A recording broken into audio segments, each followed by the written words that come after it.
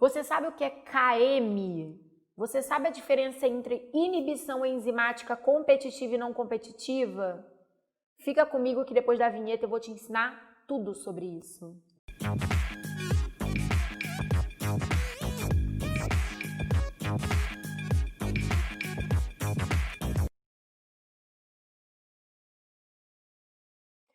Fala galera, eu sou a Carol Braga, sou a professora de Biologia aqui no Foco na UERJ e eu quero te dar as boas-vindas à nossa quarta aula, em que eu vou te ensinar sobre inibição enzimática, as diferenças entre o tipo competitivo e não competitivo. Vou aproveitar e vou te ensinar o conceito maroto de KM, que é um dos conceitos mais importantes para avaliar a relação de afinidade entre uma enzima e o seu substrato.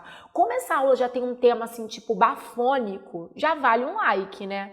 Não fica economizando não, que é de graça, não te custa nada, vai lá e ó, dá um cliquezinho, deixa um like aqui no vídeo, já sabe que a aula vai ser maravilhosa, que eu saí de casa hoje, né, pra dar o melhor conteúdo do mundo pra você. Então vamos lá, eu vou mostrar pra vocês a questão que eu trouxe, uma questão que acabou de cair no vestibular da UERJ, foi a questão número 9 da prova do exame discursivo da UERJ, da prova de, obviamente, biologia, né, da inteligência pura.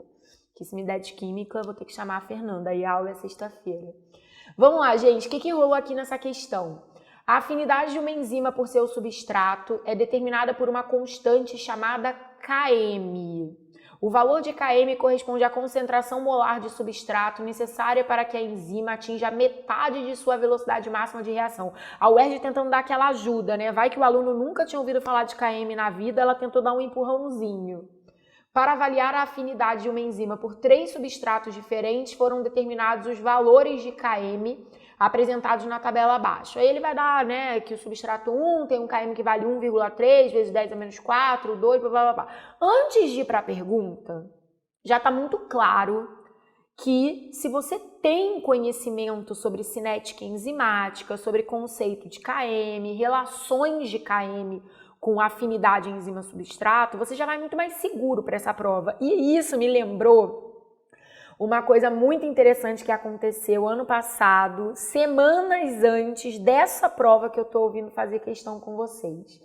Eu não sei se você me acompanha, além de aqui pelo YouTube, também por outras redes sociais, né? Inclusive, se você não me acompanha, se você não me acompanha, já vai lá no meu Instagram, @professora Carol Braga, começa a me seguir, tem muito conteúdo legal.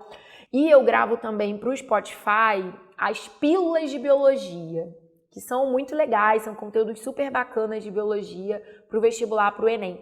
E justamente uma das pílulas de biologia antes dessa prova da UERJ ano passado foi sobre Km e inibição enzimática. Então muitos alunos que acertaram essa questão que eu estou vindo fazer hoje, acertaram porque ouviram aquela pílula. E isso foi muito legal. E aí fica uma dica, né? Uma dica bônus. Depois de assistir essa aula, vai lá no Spotify, já se inscreve, eu nem sei como é que se inscreve, eu não sei, lá no canal do Pílulas de Biologia e ouça essa pílula e tantas outras que estão por lá, que eu acho que você vai gostar pra caramba, tá? Na pergunta, a segunda parte dessa pergunta, ele pede para você avaliar como ficaria o Km na presença de um inibidor competitivo, e é justamente por isso que agora eu vou te ensinar o conceito de Km e a diferença entre inibição enzimática competitiva e não competitiva. Partiu! Galera, para falar de Km, eu trouxe o gráfico que avalia a relação da velocidade de reação catalisada por uma enzima, que é o que eu tenho aqui no meu eixo Y, em função da concentração de substrato. Substrato, que também é chamado de reagente, é a molécula, ou são as moléculas que interagem com o sítio ativo da enzima, tendo a sua reação catalisada, acelerada, beleza? Então, quanto mais substrato, quanto mais reagente eu forneço para a enzima, a tendência é que a velocidade da reação de formação de produtos seja maior. Só que, obviamente, a partir de uma determinada concentração, você vai ver que o comportamento dessa curva vai mudar. Então, eu vou botar a curva aqui para vocês. É uma curva hiperbólica, onde através da interpretação desse gráfico modelo, eu estou percebendo que a velocidade máxima dessa reação está dando em torno ali de 9 unidades arbitrárias, ok? percebam que a partir de uma determinada concentração do substrato, essa velocidade máxima é atingida. E aí você vai me perguntar, nossa, mas por que isso acontece? Por que não é infinito, né? Por que se eu simplesmente não fico dando mais e mais e mais e mais substrato para a enzima, a velocidade simplesmente não fica infinitamente aumentando? Por conta da saturação. A partir de uma determinada concentração de substrato, todos os sítios ativos já estão ocupados. E aí, a velocidade máxima corresponde, portanto, à saturação das enzimas, ok? Km não vai se relacionar diretamente à velocidade máxima, mas ele vai se relacionar à metade da velocidade máxima. Então, se a velocidade máxima nesse gráfico está valendo em torno de 9, a metade da velocidade máxima é em torno de 4,5. Né? Não precisa nem ser bom em matemática ainda. Bom, e o que é o Km? O Km é exatamente essa concentraçãozinha do substrato que vai aparecer aqui no meu eixo X. O Km corresponde numericamente à concentração do substrato que corresponde à metade da velocidade máxima. E os meus alunos sempre perguntam em aula, Carol, mas por que o referencial de metade da velocidade máxima? Por que não a própria velocidade máxima, 3/4 da velocidade máxima, 1/12 da velocidade máxima? Cara, porque os pesquisadores envolvidos no conceito de Km eram matemáticos.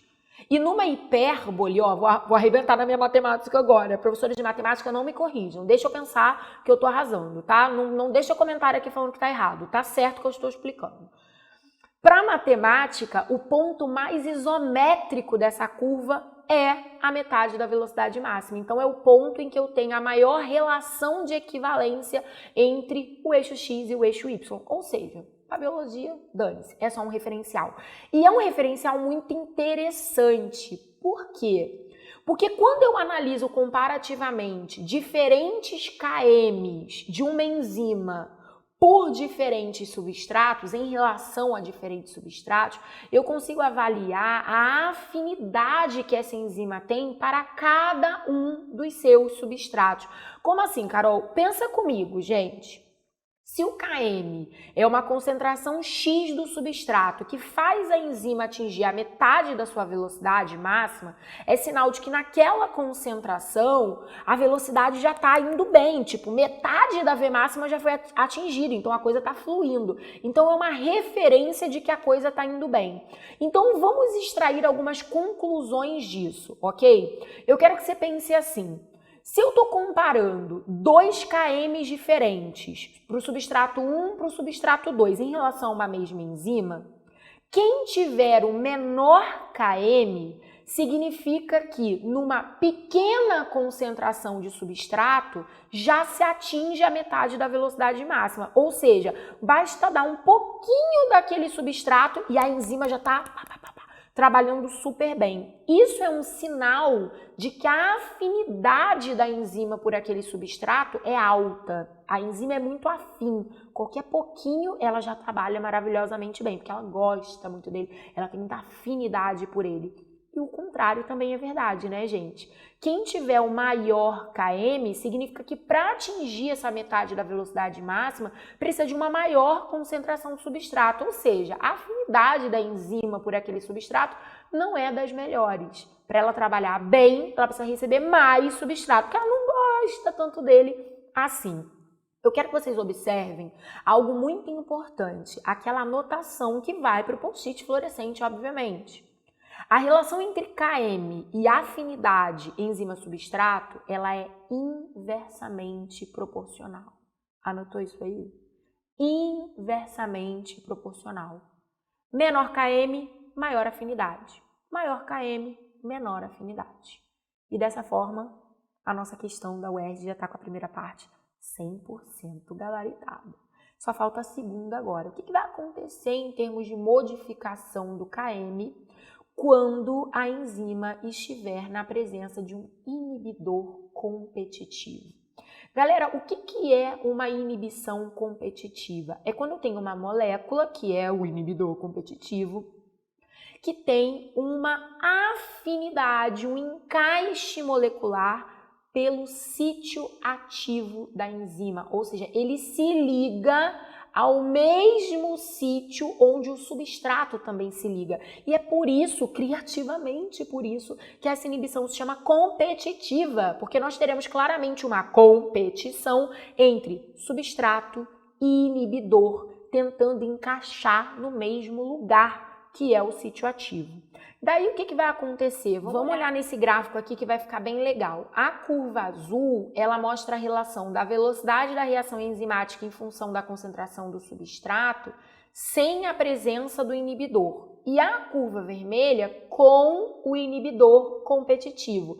E a gente percebe claramente no gráfico que com o inibidor competitivo tem um aumento do Km, o que significa uma menor afinidade da enzima pelo substrato. Claro que tem um inibidor competitivo ali perturbando o sistema. Eu queria te dar uma dica muito importante que vai aparecer em várias outras questões que envolvam essas questões de cinética enzimática, Km, inibição, etc.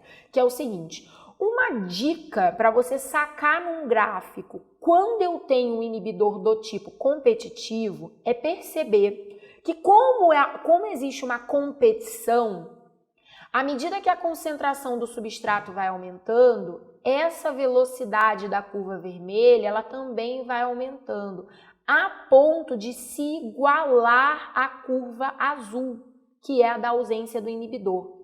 Então, o que eu quero dizer para você é que uma característica muito marcante, além do aumento do Km, para a inibição enzimática competitiva, é atingir a velocidade máxima normal com o aumento da concentração do substrato. Vai aumentando a concentração do substrato, a V máxima vai voltando à normalidade dela, ou seja, a ser o mesmo valor de quando não tinha a presença do inibidor. É como se, ao dar mais substrato, o substrato ganhasse a competição em relação a esse inibidor, tá? São duas dicas muito importantes. Não caiu o inibidor não competitivo na prova da UERJ do ano passado, mas vai que cai na próxima, né? Então a gente não tá aqui brincando. Então vamos lá. Na inibição não competitiva, a molécula que é o inibidor não competitivo, ele se liga em uma outra região da enzima diferente do sítio ativo. Tipo essa mocinha aqui, ó, verdinha, que seria o inibidor não competitivo. Ela tá se ligando num outro lugar qualquer. A enzima é uma molécula tridimensional. Então ela é cheia de reentrâncias, ela é cheia de buraquinhos. E essa molécula encaixou aqui. Como a enzima é uma massinha de modelar toda maciazinha, no que esse inibidor encaixa aqui, ele acaba modificando o sítio ativo, prejudicando a própria ligação do substrato. Mas claramente não tem uma competição entre substrato e inibidor não competitivo pelo sítio ativo, o que justifica o nome da inibição e a coisa fica até meio boboca, né? Notem uma coisa no gráfico da inibição não competitiva. O Km não se altera. O Km, tanto da curva sem inibidor como da curva com inibidor não competitivo, é o mesmo. Muitos alunos ficam de cabelo em pé. Carol, mas como assim o Km não se modifica? Ele não é um inibidor? Ele não vai de alguma forma afetar a afinidade da enzima pelo substrato? Vai, mas como o Km, para além de ser uma relação de afinidade, é um ponto dentro de uma curva gráfica, ele é primeiramente matemático e depois interpretativo, tem uma explicação, tá? Que eu nem quero me aprofundar muito com você aqui, mas eu não vou deixar você também no vácuo, que é o seguinte, lembra que eu te falei que na inibição competitiva, à medida que você vai aumentando a concentração do substrato, a V máxima normaliza? Isso não vai acontecer dessa vez. Na inibição não competitiva, a V máxima nunca mais vai voltar ao normal, independente de você dar milhões de substratos para essa enzima.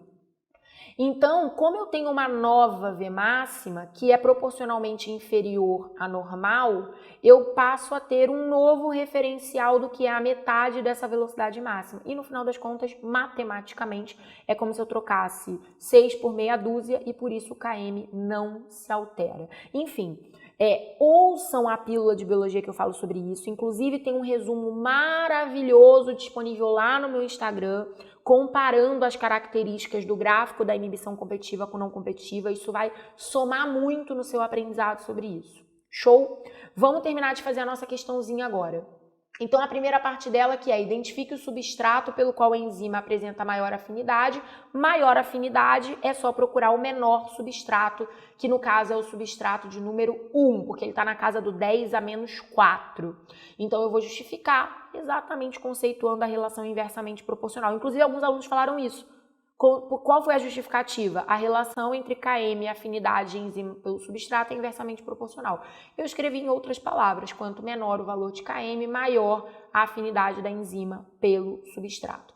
Depois, eu tenho que indicar se haverá modificação do Km na presença do inibidor competitivo, justificando a resposta. Então, coloquei, haverá aumento do Km. O gabarito oficial deu muito vacilo, porque ele simplesmente falou, haverá modificação do Km. Mas que modificação? Para cima, para baixo, aumenta, diminui, então a gente vai fazer uma resposta muito melhor. Haverá aumento do Km, visto que na inibição competitiva a afinidade da enzima pelo substrato é diminuída por ação do inibidor que se liga ao sítio ativo. Eles nem exigiram uma resposta tão detalhada. Se o aluno simplesmente dissesse isso ocorre porque o inibidor competitivo se liga ao mesmo sítio ativo do substrato, eles já deram um ponto completo, tá? Galera, espero muito que vocês tenham aprendido de verdade, tipo, a fundo, para a prova discursiva da UERJ, para arrebentar a boca do balão sobre esse tema. Deixem aqui nos comentários o que vocês acharam da aula, se vocês curtiram, o que vocês aprenderam e também deixem suas dúvidas. O que mais você gostaria de saber sobre esse assunto? Ainda tem algum fio desencapado aí nesse cérebro? Me conta que eu vou ler todos os comentários e responder, tá bom? Um beijo grande, a gente se vê quarta-feira que vem. Tchau!